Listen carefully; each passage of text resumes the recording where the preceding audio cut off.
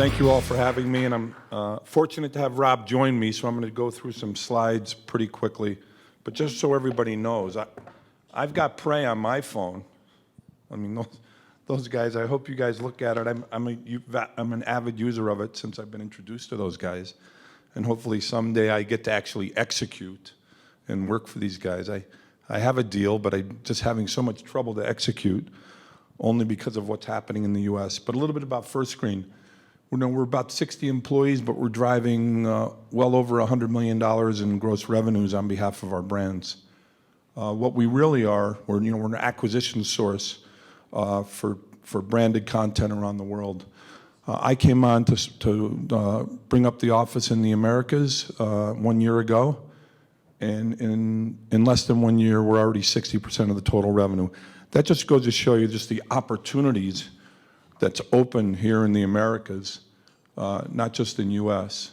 We started in Canada, made our way into the US, and then we'll be coming up in Latin America in a matter of days. Well, we'll jump through that pretty quickly. But I was asked to tell you what's happening with DCB in the US specifically. But this is kind of a slide that tells you about the evolution. But it started out in value-added services. When people thought DCB, they thought value-added services.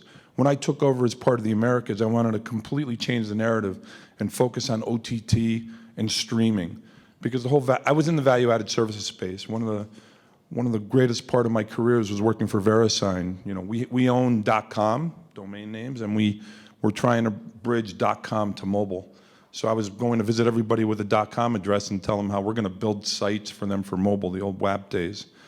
But late in 2013, if you guys remember things like the Crazy Frog or companies named Jamba, I mean, we were just rampant on premium SMS and signing people up. We advertised on radio, TV, billboards, download your ringtones, graphics, and games. So from 2008 to 2013, it was pretty much the Wild West, and there was no regulation. And then in 2013, it all shut down. I even think it shut down in Canada, Mexico, and the US. It was tied to what they called cramming. And then in 2015, there was a consent decree issued, which we still operate under as a company. This consent decree basically was done by every state. I think New Mexico is still out of the box, still not participating. But that it basically required carriers to have a chief compliance officer. It dictated the font size of all the ads. It even looks at the contrast. There's a company here, I believe, participating, Aegis. They're up next? They're up next. There you go.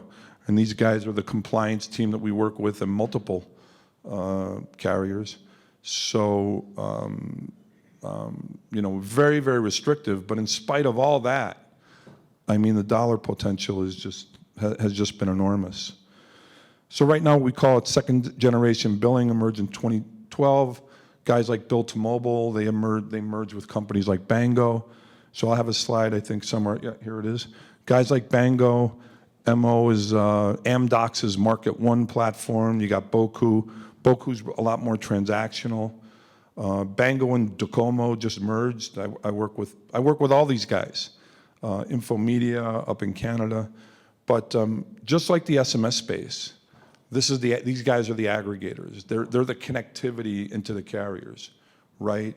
Some of these guys have much smarter platforms that help us all in the ecosystem, and some just provide that connectivity. We look at what's billed, what failed in billing, things like that. This is a very complicated slide.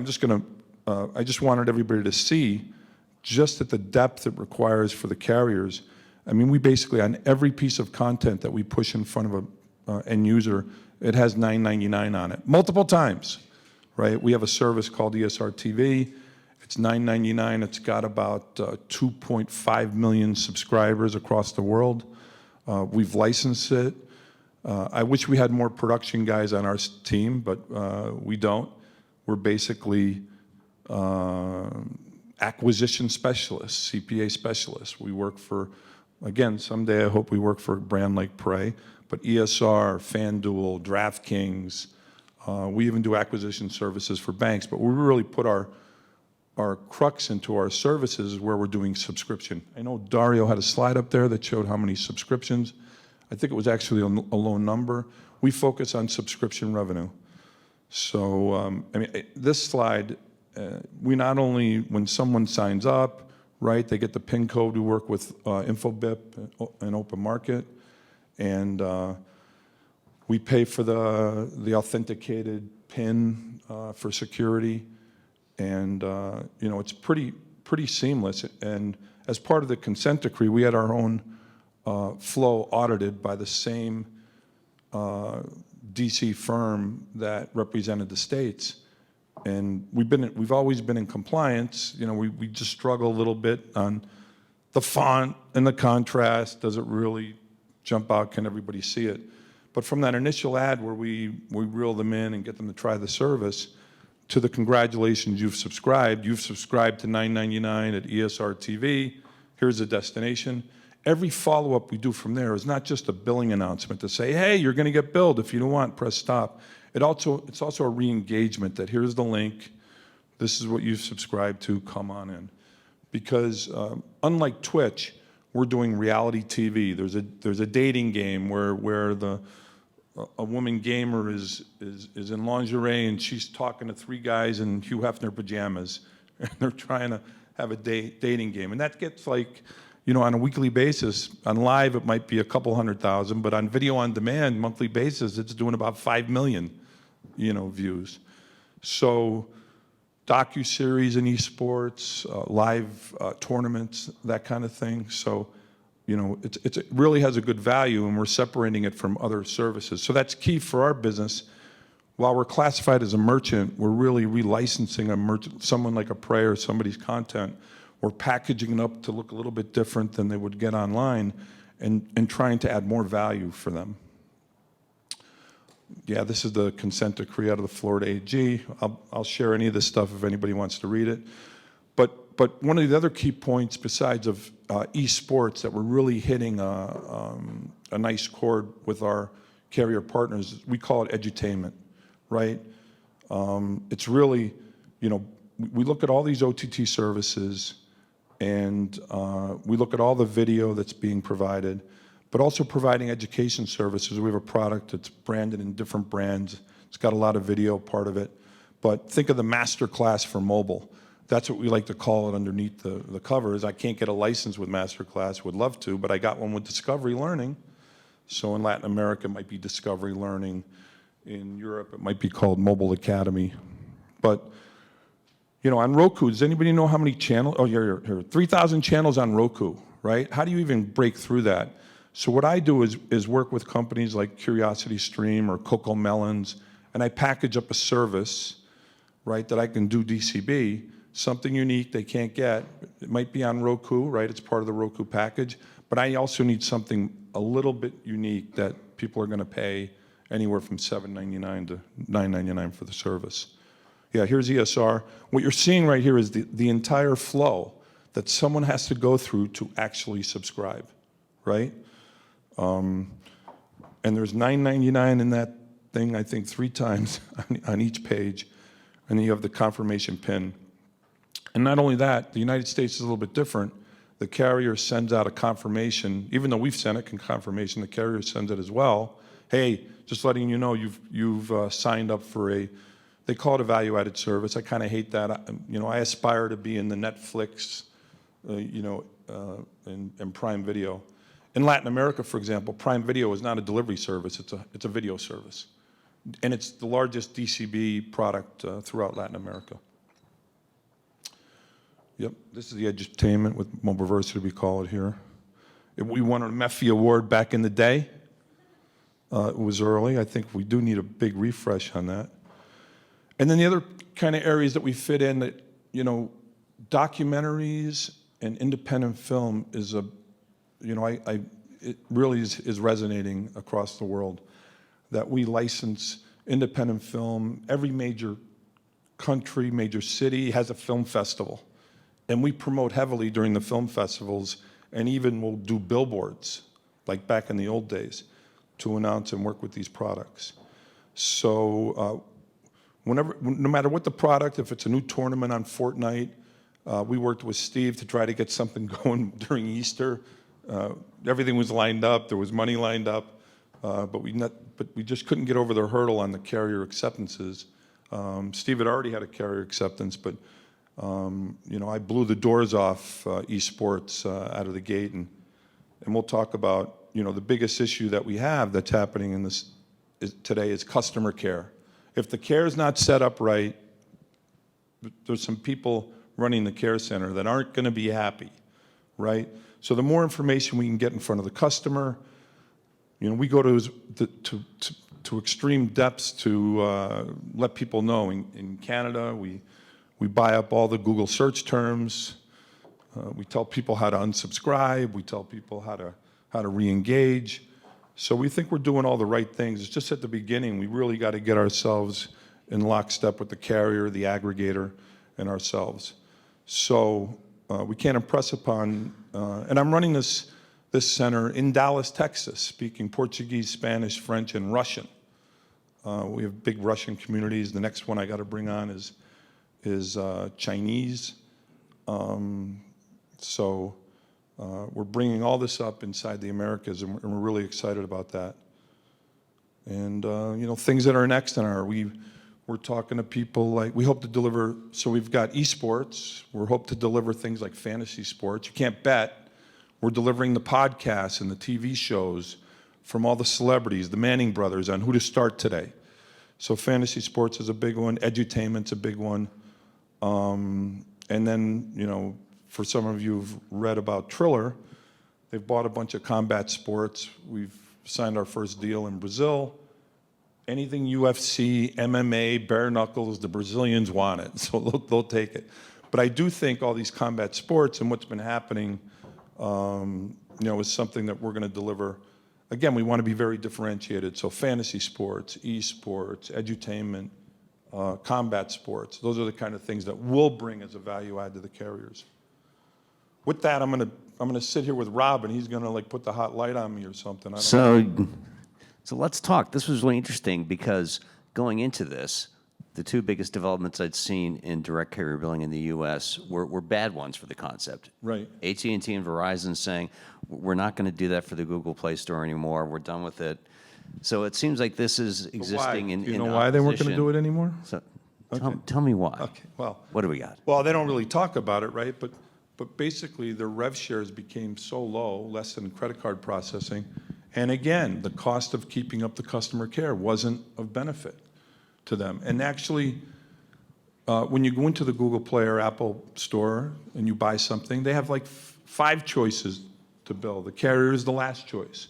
When you work with someone like me, carrier billing is the only choice. So in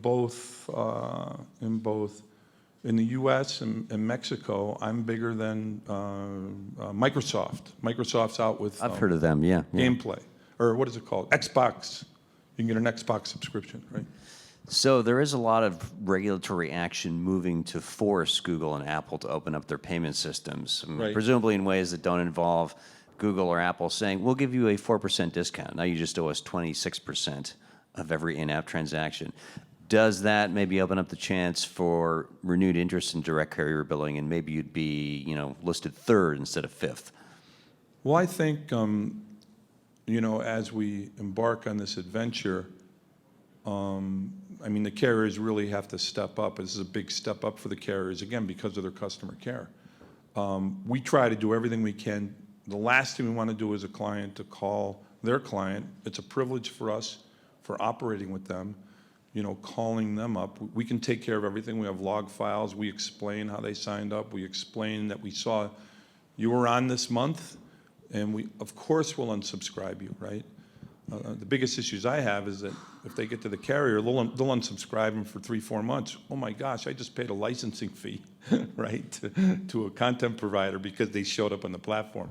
So we are working closely with all of them, and I do think once they become very sleek as an organization, and we'll get Harpreet to probably talk about that a little bit. Next.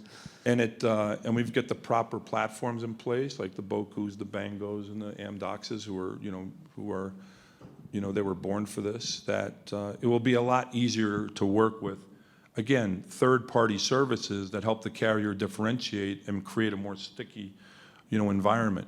In Latin America, to unsubscribe to your carrier is it's like dying, because they got everything on it, right? They got their Amazon Prime on it. They've got their Mercado Libre delivery fees on that, right? They got everything on it. So to move to another carrier, they have to make sure they have everything they want, plus, right? So from the companies you named, it sounds like the real growth opportunities, these companies that provide digital content don't want to get dinged by Google or Apple for their in-app transactions, to subscribe, to buy an episode or buy a movie or whatever. Yeah. You can go around that. Yeah, someone like me, I provide value to both the operator and to the content provider, right?